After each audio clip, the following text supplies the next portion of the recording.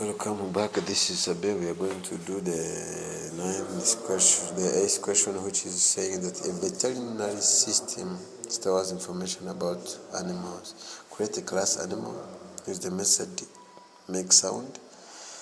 Drive subclasses dog, cat, and cow that override this method with their respective sounds. In the main method, store these objects in an array of type animal and demonstrate polymorphism by calling make sound for each.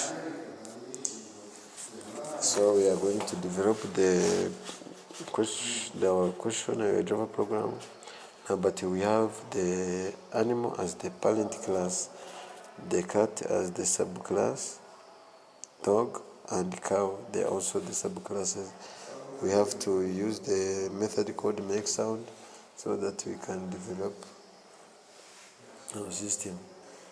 Now we call class, but our public should be, we call it animal sound, so to make someone who is going to read our course understand clearly what we are talking about. So then let's try to say the cow, the dog will produce the woof sound,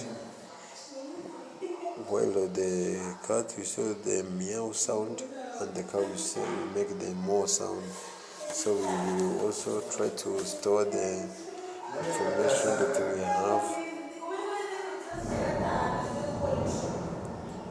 the work that we have to make sound. So we have to make sure that we display them so that they can be easily seen. So in the public class, as you see, the dog will make hoof, the cow will make moo, the cat will come meow. So we use an array so that we can display it. We can display both sounds at the same time. So now we can run. So the sounds have been displayed. I think we can end right here. What I can say is thank you for your time. Hope stay tuned, and more videos are coming. Thank you for your time. See you next.